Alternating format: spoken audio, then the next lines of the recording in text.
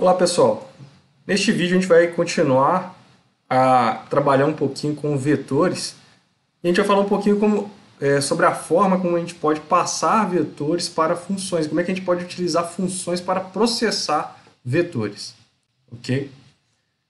Então, imagina que eu tenho aqui um vetor inteiro, vou chamar aqui de vetor, né? Eu não sou tão criativo para nomes aí de vetor, e a gente vai inicializar através do inicializador. Vou colocar aqui 1, 2, 3, 4, 5. Os valores desse vetor. Ok? Agora vamos criar uma função para elevar um determinado elemento desse vetor ao quadrado. É uma função bem simples que vai elevar o número ao quadrado. Então vamos criar aqui naquela estrutura que a gente já conhecia. Eu já estou usando aqui o mylib.h da mesma maneira. Vou criar então uma função que vai retornar aqui um inteiro. Vou chamar ela de eleva quadrado. Tá certo? E ela vai receber aqui um int. Veja, eu não preciso aqui colocar o nome da variável que vai ser atribuída. Eu preciso no protótipo só definir o tipo de saída, o nome e o tipo de entrada. O nome a gente pode definir somente na implementação. Tá certo? Então eu vou agora implementar essa função lá no mylib. Vou chamar aqui esse número de num.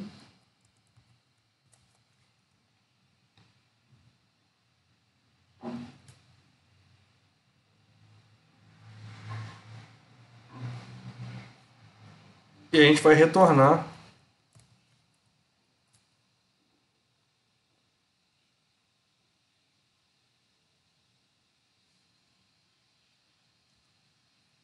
num vezes num. Ok? Beleza, pessoal?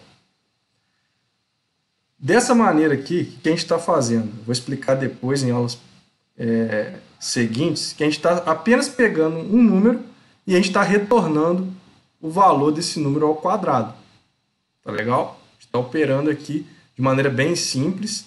Depois eu vou explicar como é que a gente consegue trabalhar da mesma maneira, mas sem ter um parâmetro de retorno. Fazer com que o próprio número lá, o espaço de memória da função que invoca esse eleva ao quadrado possa ser alterado a partir de uma outra função. A gente vai ver isso na passagem por referência.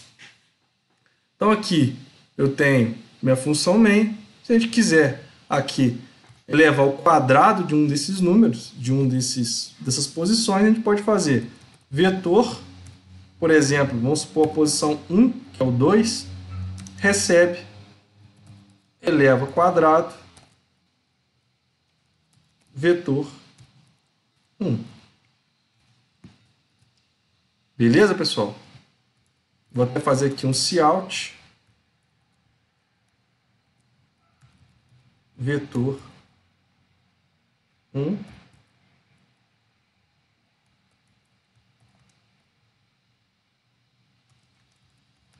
Depois de executada a função.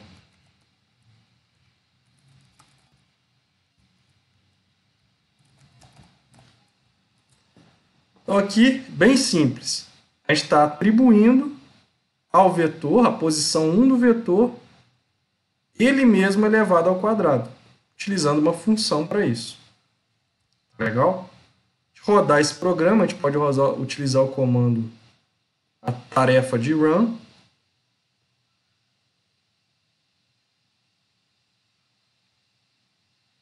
Esquecemos de alterar aqui o nosso tasks. Vetores.exe, que é o nome do arquivo gerado. Tá legal? Então vamos aqui. Opa. Te dei um run aqui. Compilou, executando. Vetor 1, depois de executada a função, 4. Tá certo? Então, ele era 2, passou a 4. Beleza, pessoal. E se eu quisesse agora, veja, passar o vetor todo? Porque aqui, do jeito que a gente construiu a nossa função, ela está recebendo apenas um valor. Mas e se a gente quiser passar todo o vetor para essa função? Como é que a gente vai fazer? Primeiramente, que a gente não vai conseguir retornar o vetor inteiro. Então, a gente vai ter que fazer um pouquinho diferente. A gente vai criar uma função void. Vou chamar de eleva quadrado vetor. Eu vou passar para ela um vetor de inteiros. E aqui um outro inteiro que vai ser o tamanho do vetor. Beleza?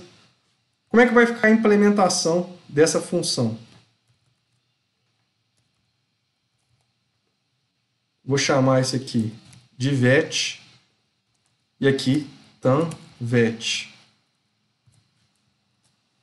Por que o tanvet é importante? Porque somente passando a referência aqui do nosso vetor, a função ela não vai conseguir identificar quantos elementos esse vetor possui diretamente, ok? A gente vai ver depois que é possível a gente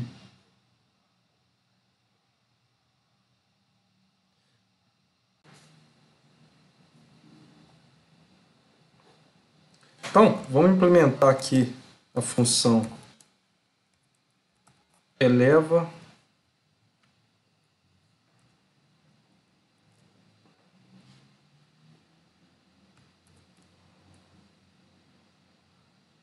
Então, vamos implementar aqui a função eleva quadrado vetor. Veja que eu passei aqui, então, um vetor. A gente vai ver que daqui a pouco, na verdade, a referência para esse vetor, o ponteiro dele. E a gente vai passar também o tamanho desse vetor. O tamanho vai servir para a gente fazer a interação desse vetor, porque aqui dentro do escopo da função eleva quadrado vetor, não é possível saber diretamente o tamanho desse vetor. Isso tem que ser passado da função que a invoca. Então, vou colocar int i igual a 0, i menor que tanvet e mais. E a gente vai fazer uma operação simples. Vet i é igual a vet i vezes vet i. Ok? Então, fiz aqui uma operação simples. Estou pegando o vetor e fazendo com que o valor que estava armazenado anteriormente seja elevado ao quadrado. Ok? Voltando aqui na função main, que vai simplesmente agora invocar a função eleva quadrado vetor, passar o vetor e o tamanho dele. Aqui eu vou ensinar para vocês uma forma de a gente conseguir definir o tamanho do vetor de maneira mais simples, tá? Maneira um pouco mais direta, digamos assim, mais genérica. Vou criar aqui uma variável int tanvet, ela vai ser igual ao sizeOf do vetor dividido por sizeOf vetor 1. Bom, o que essa lógica aqui está nos falando? Eu falei para vocês que a função sizeOf ela retorna o número de bytes da variável. Então, se eu criei aqui um vetor com 5 inteiros, quantos bytes possui essa variável vetor? Se cada inteiro são 4 bytes, né, o inteiro de 32 bits aqui são 4 bytes, como eu tenho 5 inteiros, eu vou ter 5 vezes 4, vou ter 20 bytes. Então, sizeOf vetor retorna 20 bytes. E se eu aplicar a mesma função sizeOf, agora não no vetor, mas na primeira posição desse vetor? Então, eu estou avaliando somente um elemento do vetor. Um elemento do vetor é apenas um inteiro. Qual que é o sizeOf de um inteiro? Vão ser 4 bytes. Então, se eu divido 20 bytes por 4 bytes, a gente vai ter como resultado 5, que é justamente o número de posições desse vetor. Então, essa formulinha aqui é bem simples para a gente conseguir obter o tamanho desse vetor e não precisar colocar aqui, por exemplo, o número 5 diretamente, porque se eu trocar o vetor aqui, esse código já não valeria mais nada, né? Eu teria que trocar tanto aqui quanto aqui. Dessa maneira, na linha 17 eu já deixo automático. Se eu mudar o tamanho do vetor, automaticamente essa variável tanvet vai resgatar um novo valor, tá? Do tamanho dele. Então vamos fazer aqui tanvet. Pronto. Dessa maneira, essa função vai elevar ao quadrado todas as posições desse vetor e vai atualizar esse vetor aqui. Depois, nas próximas aulas, eu vou explicar por que eu fiz um pouco diferente. Ah, Guilherme, por que aqui você utilizou parâmetro de retorno, né? Você usou uma função que retorna um inteiro, e aqui você colocou uma função que retorna void. Eu vou explicar isso nas aulas seguintes. Aqui, na prática, a gente está fazendo uma passagem por valor. Por isso que eu estou tendo que retornar para que o valor da primeira posição seja atualizado. Aqui, eu já estou utilizando o recurso de passagem por referência, que a gente vai estudar daqui a pouquinho. Então, feito, aplicada a função, nós vamos aqui agora, então, utilizar um for para verificar se de fato o valor foi atualizado. Então, int i igual a 0, i menor que tanvet e mais. Veja que a gente está utilizando bastante os loops agora para varrer vetores. Então isso é muito comum a gente utilizar um loop for para estar alterando, né, trabalhando com vetores. Já é uma forma de a gente conseguir trabalhar com uma massa de dados sem ter que ficar repetindo muitos códigos, né? Então, usando uma estrutura de repetição justamente para conseguir trabalhar com massa de dados. Então essa é uma dica legal. Então, vamos aqui usar o cout. Vamos utilizar uma estrutura parecida com essa aqui, para ganhar um pouquinho de tempo. Então, vetor i.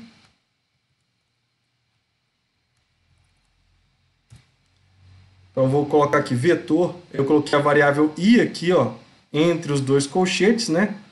Utilizando aí a função cout, que já vai converter isso, o i de cada iteração, para um caractere e imprimir na tela, depois de executada a função eleva quadrado vetor. Eleva quadrado. Tá certo? Então vai ser o vetor i. Perfeito, pessoal? Vamos executar esse nosso código. Run task, run.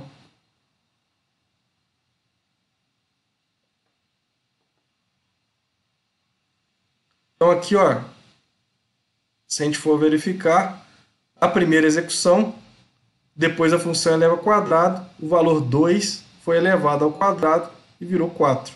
E aqui a gente já está executando a função eleva quadrado vetor.